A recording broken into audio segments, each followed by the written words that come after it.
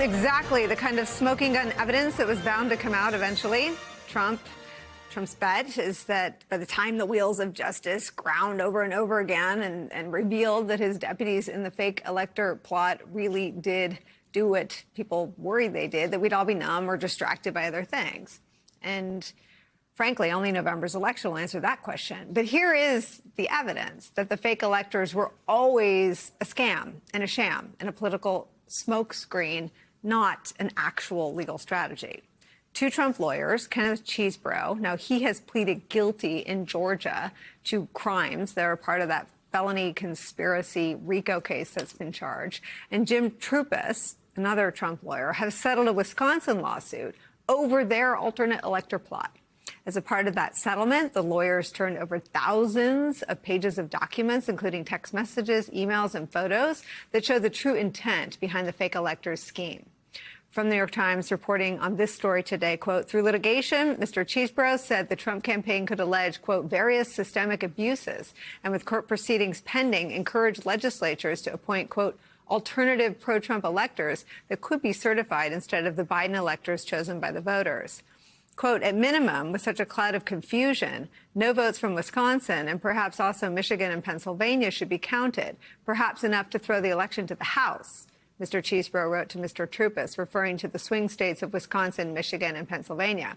And of course, we all know what they thought the House was going to do for them. This is stunning. Let's bring in the reporter whose byline is on this story, New York Times congressional reporter Luke Broadwater. This is amazing. I read this and then I read it again, and I was like, oh, of course we were going to get to this chapter in the coup plot, but here it all is in black and white.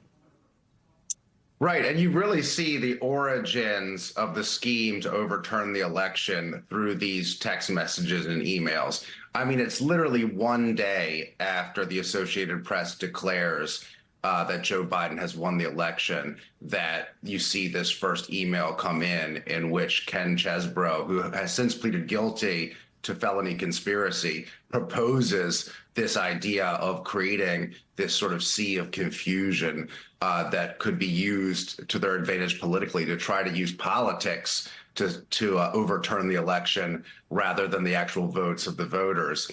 And then you see it go all the way through to Ken Chesebro himself there with the crowd on January 6th. And he's taking a picture of himself and he sends it to Jim Troupis, who first brings him into the Trump campaign with these ideas. And Troupis responds with, enjoy the history that you have made today, as he's standing there with the crowd right before the attack on the Capitol begins. So you can really see the through line all the way from this first idea being pitched to the violence that we saw on January 6th and how it resulted in that dark day in history. I mean, Luke Broadwater, you also see that the House was always the plan. I mean, Trump said it to Donahue, quote, let my R defenders do the rest, end quote, when he was talking to DOJ about just declaring the election corrupt. But you see that the lawyers were just trying to get it to the House, and the House was always part of the plan of overthrowing an election that sent them back to the House. It's crazy.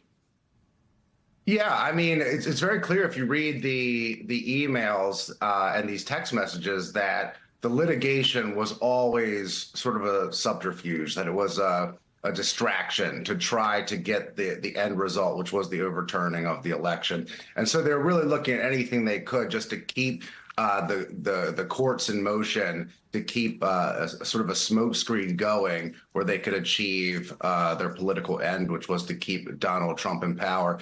And a couple times they refer to that. You can see they really wanted litigation in Georgia. They thought that they could get litigation through Clarence Thomas up to the Supreme Court, and that would put special pressure on Mike Pence to agree with them on January 6th. And so they had all these theories and strategies, and it's really fascinating batch of emails that came out as a result of this settlement. What's amazing, too, is their disdain for Mike Pence's refusal to go along with the coup. This is one of the texts from Chesebro to Troupis, the two Trump lawyers. Quote, I sketched what we had in mind for alternate electors of Pence not opening envelopes. I detected no enthusiasm for any deviation from the ECA. I guess the Electoral Count Act. I now think Pence had decided by then not to do anything to press the envelope or create a test case, but decided not to be straight with the president. If he had been up front, Trump would have known he had no chance to win other than win in the courts or state legislatures before January 6th. If I'm right, Pence gave him false hope. amazing that Pence is sort of who he is when they all were willing to throw him under the bus. Yeah, and there is, in fact, some of those text messages you see where Chesebro has taken, he's actually taken the copies of the false slates of electors, and he's gotten them in the hands of a Republican congressman to try to get them over to Pence.